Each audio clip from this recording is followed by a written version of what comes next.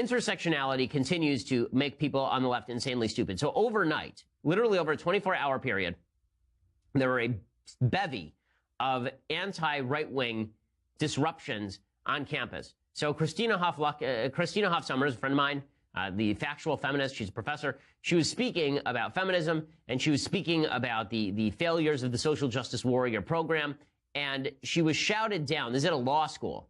Okay, so this was happening at Lewis and Clark Law School, which is one of the better schools in the country, and a coalition of student groups had demanded that what they called known fascist Christina Hoff Sommers be no platform, meaning that they shouldn't allow her to speak. And they put out, the Portland National Lawyers Guild put out a statement saying, "We are proud of our student chapter for taking a concerted stand against fascist, racist, and misogynistic views being broadcasted on campus.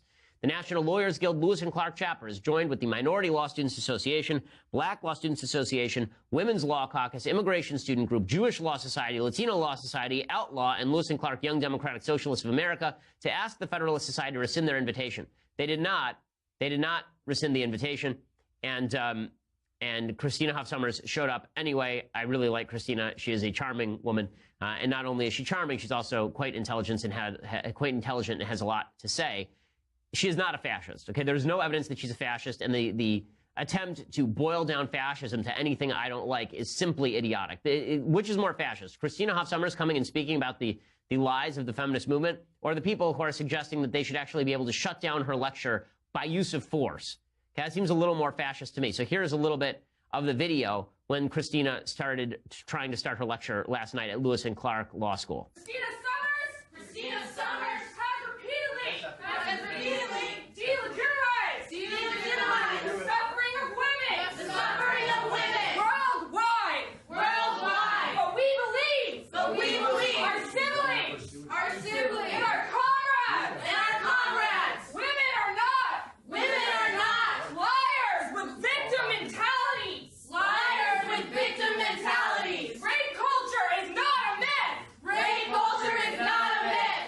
Okay, nothing quite says bucking trends like repeating verbatim, word for word, what people are telling you to say. Nothing really says that you're thinking for yourself quite like repeating in North Korean fashion exactly what your dictator tells you to say. Pretty amazing. I love that the woman who's walking around here with a jacket saying "stay woke" is just standing at the front and shouting at people. And then, according to Christina, what happened is that the diversity officer from the university came up to her and asked her to cut short her lecture and go directly to Q&A instead of finishing her lecture.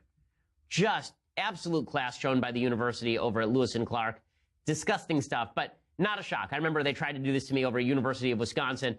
If I were Christina, I immediately would have done exactly what I did at University of Wisconsin. She's got an entire whiteboard behind her. That gives her the ability to create some pretty fun visuals with the people who are standing right there. I remember I wrote on the blackboard, it was a rising blackboard at University of Wisconsin, I wrote in very large letter "idiots" with an arrow pointing to the people who were protesting. And so that was in all the pictures, which is kind of funny. I would have recommended to Christina that she do that as well. It's asinine. But that wasn't the only place this was happening yesterday. So my friend Jordan Peterson, he was speaking over in Canada.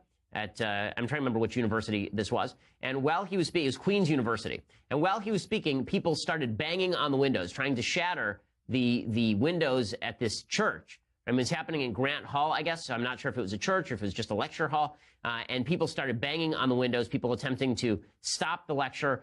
They were followed by a bunch of violent people afterward. Here's a little bit of the video from Jordan Peterson's lecture. Again, this is all happening in the same 48-hour period, just demonstrating to you how intersectionality has made the left completely insane. To kind of speak your mind while not sacrificing for the future of our land? Well, there's a couple of things that are very practical.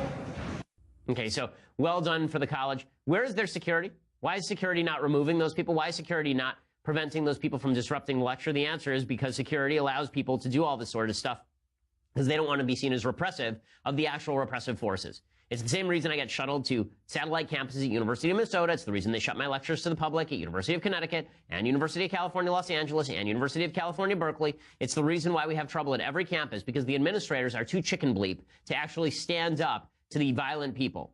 Okay, and it's not just them.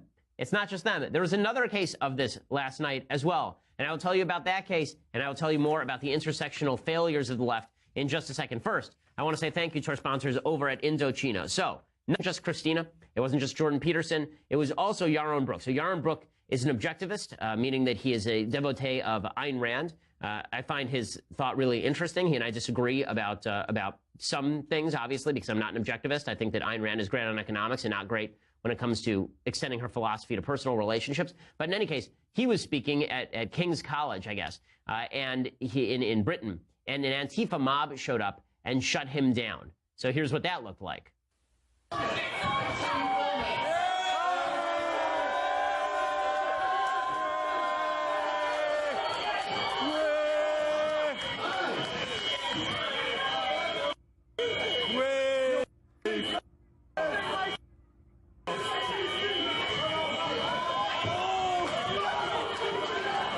Then violence breaks out. One of the students who's doing the filming is attacked.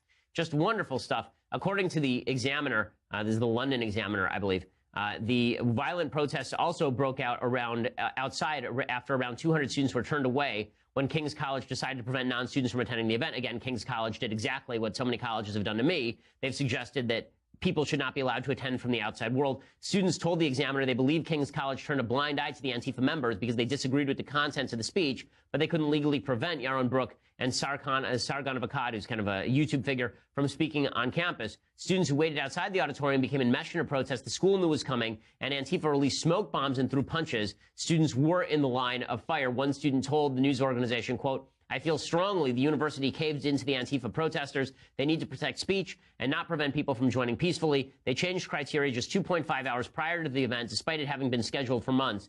I'm very disappointed in an institution, a top university in the world, acting cowardly like this." Okay, but this has become obviously the thing the left does. Now, why is the left so angry at Christina Hoff Sommers or Jordan Peterson or Yaron Brook and Sargon of Akkad? Why are they so angry at these people? Well, because all of these people violate the tenets of intersectionality. Intersectionality is the philosophy. It's identity politics. It's the philosophy that says your identity as a person is your group identity. You're not an individual. You are a group identity. So you're a black guy. You are not a person with individual viewpoints. And if you're a black guy, your viewpoint should be of the left, because otherwise you're not truly black. If you're a Jewish person, you must be of the left, because as we all know, Jews vote Democrat. And that means that if you're Jewish and you're not of the Democratic left, then you must not be a good representative of Judaism. You must not be a good Jew. And therefore, we rip away your intersectional identity. Okay, the foolishness of this is pretty obvious and pretty astonishing. But unfortunately, it has infused the entire left. It really has infused a large portion of the left. Identity politics predominating over meaningful discourse, And it's not just these idiotic students, these Antifa members attempting to shut down debate on college campuses. The most obvious example happened actually last night. So my good friend Bethany Mandel, who used to write over at Commentary Magazine, she writes for The Federalist on occasion, and Bethany does a podcast as well. So Bethany had one of the worst childhood experiences ever, right? So Bethany grew up dirt poor in a trailer park. Her mom died. She had to pull the plug on her mom when she was 16. Her dad committed suicide when she was 19. Her dad was a drug addict, apparently. And all of this is to say that Bethany's life story is not exactly a bed of roses. She converted to Judaism. She married my friend Seth. They have a bunch of kids. Really wonderful people. She wrote a piece for the New York Times over the weekend. I think it came out Monday, in which she talked about her experiences and why she owns a gun. And the reason she says she owns a gun is because when she was growing up, she was living with her mom. Her dad had already taken off. And somebody legitimately, they were living, I guess, in an apartment on the second story. Some robber put a ladder to her window and attempted to climb in her window, right, when she was a kid. And her mom walked in with a gun that she had, with a rifle that she had, and pointed it at the window and said to Bethany, "Move aside or you're going to get brains on you," basically. And when the guy showed up at the top of the window, she said to him, "You better run or I'm going to shoot you." And that was the end of that. And so Bethany said, Bethany got a lot of death threats in the last election cycle. She was not pro-Trump. And so she bought a gun in the aftermath of that. Well, Shannon Watts is a gun control warrior. Shannon Watts is a radical gun control advocate. And she decided to attack Bethany for being white. She said that Bethany suffered from white privilege. So do we have some of those tweets? This is 14. So Shannon Watts attacked Bethany Mandel. And what she said was, this New York Times paired this op-ed by a white woman based on her anecdotes of fear and paranoia instead of actual gun safety data with a photo of a woman of color. How dare the New York Times suggest that women of color and women who are white might have common interests when it comes to having a gun? I mean, never mind that there's an actual picture of a woman shopping for a gun right there who's a woman of color. Apparently, according to Shannon Watts, that person doesn't exist. But then she says that all Bethany is a white woman full of fear and paranoia. Not that she had a personal experience with somebody trying to break into her house, or not that she received death threats. Bethany is just a typical white woman, and if she really were not white, then she would understand the threat that guns pose.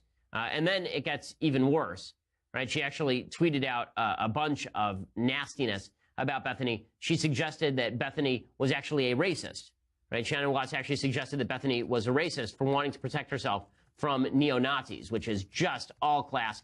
And again, all this comes down to is that intersectional politics, right? All this comes down to is a nasty intersectional politics because, again, you know, Bethany's story has nothing to do with her color, but according to Shannon Watts, that is all that matters.